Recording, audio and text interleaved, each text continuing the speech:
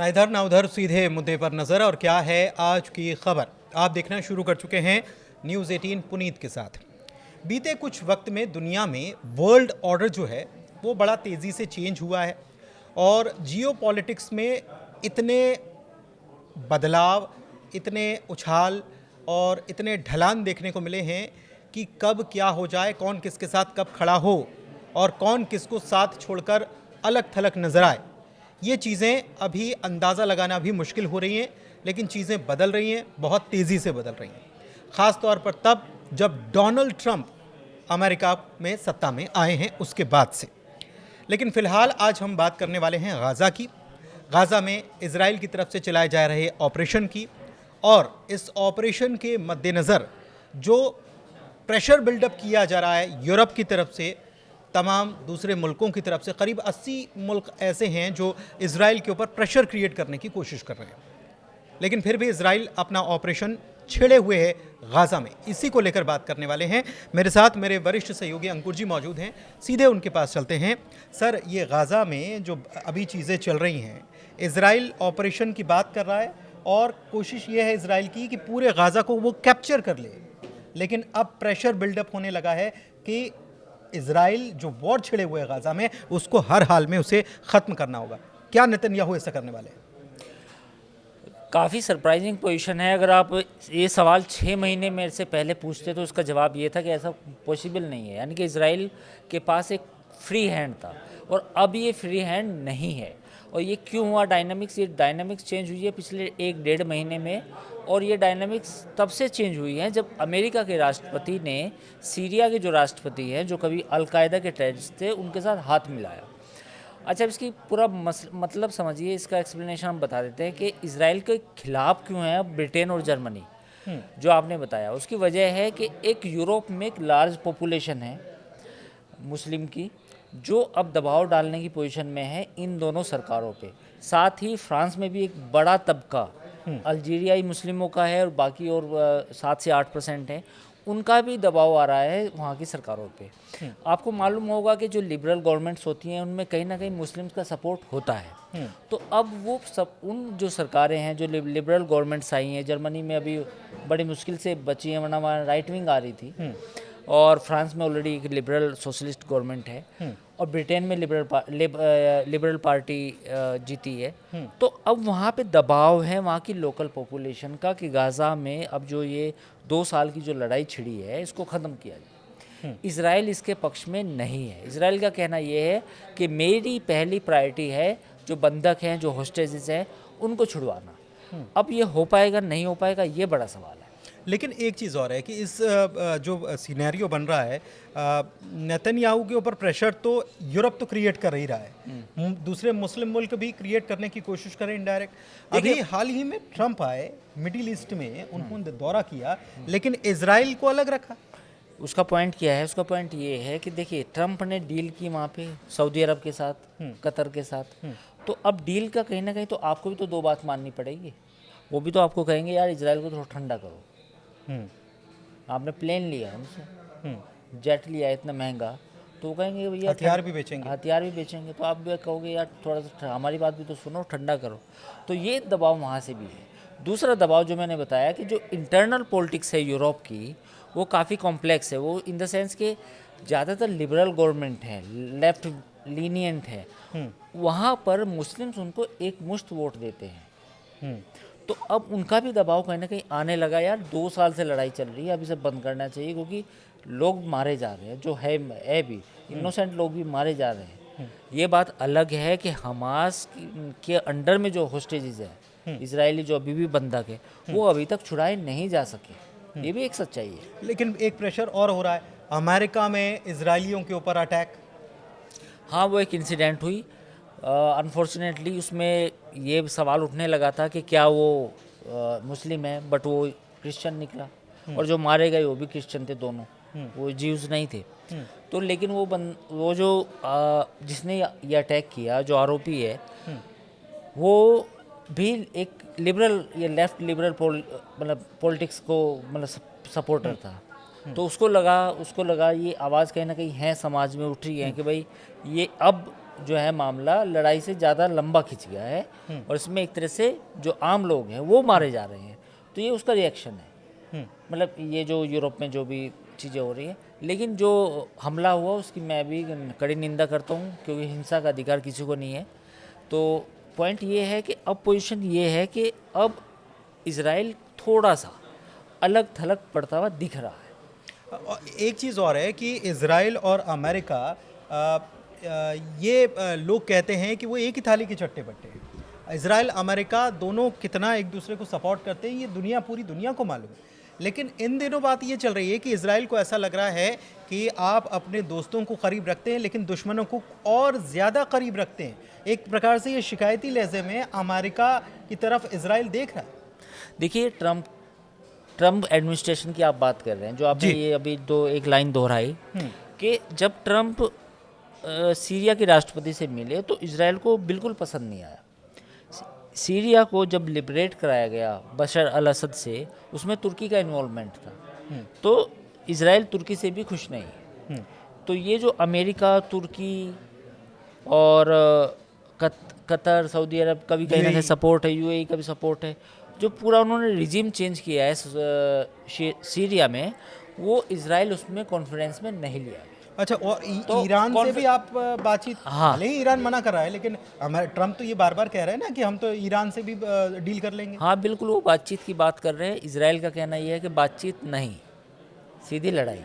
वो तो खबर तो ये भी आई कि प्लान करके रखा है इजराइल ने न्यूक्लियर साइट्स पर या उसके जो हथियार गोदाम है वहाँ पर, लेकिन अमेरिका के बगैर इजराइल नहीं करेगा, नहीं कर सकता और कर भी नहीं सकता। कुछ ना कुछ लॉजिस्टिक इश्यूज भी हैं, क्योंकि एक जो इजराइल और ईरान के बीच में जो डिस्टेंस है वो काफ़ी बड़ी है, तो वो अमेरिका कहीं ना कहीं उसे अमेरिका का सपोर्ट चाहिए, अमेरिका का बेस चाहिए या एयरक्राफ्ट कैरियर चाहिए जहाँ से उसके F-16 या F-35 उड़ान भर सकेंगे। तो ये कॉम्प्लेक्स स्ट्रक्चर हो चुका है। ये काफ़ी सोचने वाली बात है कि इजराइल के साथ ठीक ऐसा ही अब हो रहा है जैसा कब इंडिया पाकिस्तान युद्ध में हमारे साथ हुआ। पूरी दुनिया आपके साथ होती है, लेकिन जब वो क्रिटिकल जंक्शन आप में होते हो, आप जो क्रिटिकल पोजीशन में जब आप होते हो, तो वहाँ लोग फिर अपने अपने हित देखते हैं। तो अब अमेरिका कहीं ना कहीं अपने हित देख रहा है कि भाई मेरे मिडिल ईस्ट के साथ $1 बिलियन के संबंध हैं, उनको हथियार देने हैं। वहीं यूरोपियन कंट्रीज, खासतौर पर फ्रांस और Germany, now they are thinking also कि यहाँ एक बड़ा मुस्लिम पॉपुलेशन का चंक है जिसको हमें जवाब देना है। ठीक है, तो वहाँ भी एक समस्या है। लेकिन एक चीज़ और है कि नेतन्याहू का प्लान जो है पूरे गाज़ा को कंट्रोल कर लेने का प्लान उनका है। दूसरा, वो चाहते हैं कि हमास पूरी तरह से न्यूट्रलाइज हो जाए, अपने बंदूकों को वो छुड़ा लें और पूरा गाज़ा का क्षेत्र जो है वो अपने हिसाब से उसको संचालित करें या करवाएं।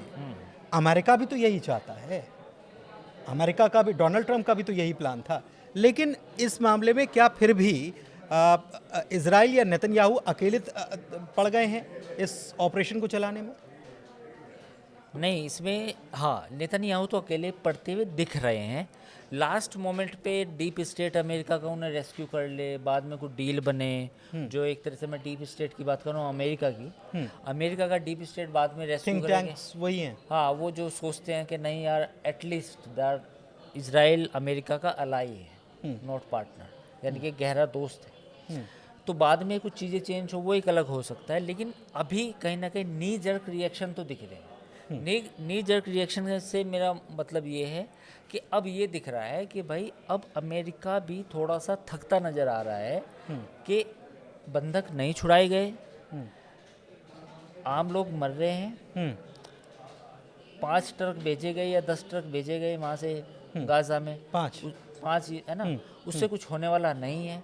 आम जनता जो मर रही है भूख से, वो एक बड़ा मुद्दा है। वो पूरी दुनिया में कहीं ना कहीं इजराइल के अगेंस्ट जा सकता है। तो अब अमेरिका भी चाह रहा है कि कहीं ना कहीं कुछ या तो हमास के साथ बातचीत से सेटलमेंट बने, या मिस्र को इन्वॉल्व किया जाए, या फिर इजराइल जिस तरीके से बमबारी कर रहा है, जिस तरह से उसे फ्लैट करना चाहता है गाज़ा को, उस तरीके से ना करे, है ना। क्योंकि एक तस्वीर वो भी आई थी, आपने देखा होगा कि जो इमारतें टूट चुकी हैं, इजराइल उनको भी फ्लैट कर रहा है। बम से उड़ा रहा है, हाँ, पूरी तरीके से पूरी उसको तरीके से मतलब बम से उड़ा मटिया-मेट कर देना। मटिया मेट कर रहा है वो, बिल्कुल बस उसके ऊपर बुलडोजर एक बार चला के वो इस पोजीशन में कि बिल्कुल ख़त्म हो जाए। तो ये भी एक पॉइंट है। दूसरा, सऊदी अरब और यूएई, कतर, इनका भी अमेरिका के ऊपर दबाव है कि आप इजराइल का अब उस तरह सपोर्ट ना करें। हमने आपसे कम से कम 1.5 बिलियन की 2 डील की है, हम्म, कतर से एक जेट मिला है। हम्म। तो ये तमाम चीज़ें हैं। अच्छा, एक चीज़ मैं फाइनल आपसे समझना चाह रहा हूँ चीज़ों को कि प्रेशर तो है नेतन्याहू के ऊपर कि आप वहाँ पर जंग जो है वो रोक दे तत्काल प्रभाव से, लेकिन वो रोका नहीं है उन्होंने, वो कंटिन्यू किया हुआ है उन्होंने। उसकी वजह ये रोकना पड़ेगा उनको। नहीं, रोकना बिल्कुल। हमास ने तो कहा है कि 80 मुल्कों ने सपोर्ट किया, तो हमास ने कहा कि आप देखिए बहुत अच्छी बात है, इतने लाख लोग जो हैं वो भूखे मरने से बच रहे हैं। लेकिन इजराइल नेतन्याहू के बीच में हो सकता है कि अगले 1-2 दिन में ऐसा कुछ वो आए कि वो सीज़ फायर के लिए तैयार हों, या जो ऑफेंसिव हो ये इतना बड़े स्केल पर ना हो। लेकिन ये तब होगा जब अमेरिका चाहेगा। इस बात को हमें समझना पड़ेगा कि जो अमेरिका का डीप स्टेट है या अमेरिकन गवर्नमेंट है, ट्रंप है, वो बिल्कुल बेंजामिन नेतन्याहू के सामने आके खड़े हो जाएगी और कहेगी कि आपको रोकना होगा हर हाल में, तभी रोकेगा। लेकिन अब अगर आप सोचें कि ये जो ऑफेंसिव है नेतन्याहू का ये जल्दी ख़त्म हो जाएगा, ऐसा फ़िलहाल नहीं लग रहा। तो मुझे इस बात की उम्मीद करीब 50-50% है। अगर एक रेशो में हम देखें तो 50% इस बात की संभावना है कि अमेरिका का दबाव आने पर ही रोकेगा, और 50% इस बात की संभावना है कि इजराइल अभी इस अभियान को कम से कम 10 से 15 दिन और चलाए। मतलब थोड़ा सा उसको टाइम को खींच करके और वो अपना उसका बेसिकल जो प्लान उसका क्या है मैं बताता हूँ। उसका प्लान ये है, एक तो वो जल्दी से जल्दी जितने भी बंधक हैं उनको छुड़ाना चाहता है। दूसरा, कम से कम नॉर्थ गाजा का जो इलाका है उसको बिल्कुल फ्लैट करना चाहता है, उसको अपने कब्जे में लेना खान चाहता है। यूनिस और ये हाँ, वाला है। हाँ, तो नॉर्थ गाजा का जो इलाका है उसको अपने कब्जे में लेना चाहता है। और इस दौरान ही अगर ट्रम्प का अपना कोई लीबिया प्लान सामने आता है तो उस पर चर्चा करने के लिए तब शायद तैयार हो। लेकिन फिलहाल ऐसा बिल्कुल इजराइल के अगर सोर्सेज की हम बात करें तो कहीं से नहीं लग रहा कि इजराइल रुकने वाला लग रहा है। ईरान का कुछ इसमें है? अमेरिका ईरान की बातचीत चल रही हो तो ईरान ने, क्योंकि ईरान नहीं, ईरान अभी इस पोजीशन में नहीं है। ईरान के साथ बातचीत हो रही है, तमाम मुद्दों पे हो रही है, इस मुद्दे पे भी हो रही है। ईरान एक कंडीशन रख सकता है कि हम आपके साथ परमाणु जो कार्यक्रम की बात है उसमें से कुछ शर्तों को मान लेंगे अगर आप इजराइल अंदर ही अंदर। लेकिन वो मीडिया के सामने अभी ऐसी कोई चर्चा नहीं है कि ईरान का कोई दबाव अमेरिका पर है। ड्यूरिंग बातचीत जो दोहा के बाद अब शुरू होगी उसमें ये ईरान कह सकता है कि हम आपकी ये फलानी एक बात मान लेते हैं, आप थोड़ा इस बात को मान लें। लेकिन ईरान ने का भी जो प्रपोज़ल है अमेरिका को वो भी बहुत अच्छा नहीं है। अगर हम ये कहें कि ईरान ने कोई ऐसा प्रपोज़ल दिया है कि भैया हम यूरेनियम का जो इनरिचमेंट है बिल्कुल जीरो कर देंगे, परमाणु बम बिल्कुल नहीं बनाएंगे, न्यूक्लियर रिएक्टर को शट डाउन कर देंगे, ऐसा प्रपोज़ल ईरान की तरफ से बिल्कुल नहीं आने वाला। ठीक है, ये बात बिल्कुल तय है। जो लोग ये समझते हैं कि ईरान अपना परमाणु कार्यक्रम छोड़ेगा, इधर दिस वे और इधर दैट वे, ऐसा बिल्कुल होने की उम्मीद बिल्कुल कम है। ठीक है। तो चर्चा हमने की, ईरान की भी बात हुई, यूरोप की भी बात हुई, अमेरिका किस तरीके से जियोपॉलिटिक्स में प्रासंगिक बना हुआ है और उसके फैसले जो हैं वो इजराइल तक को कैसे प्रभावित कर रहे हैं, इन सभी बातों पर आज हमने चर्चा की। चर्चा कैसी लगी? क्या आपको लगता है कि गाज़ा में इजराइल अपना जो अभियान है इसे फ़िलहाल रोकने वाला है? अगर रोकने वाला है तो कब तक रोक सकता है? क्या उसके ऊपर दबाव है, और दबाव है तो कितना दबाव ये काम करने वाला है? आप अपनी राय, आपका जवाब जो है वो आप कमेंट के ज़रिए हमको दे सकते हैं। फ़िलहाल इस वीडियो में इतना ही, चर्चा को समाप्त करेंगे और हमारे चैनल को आप लाइक कीजिए, सब्सक्राइब कीजिए। बहुत शुक्रिया।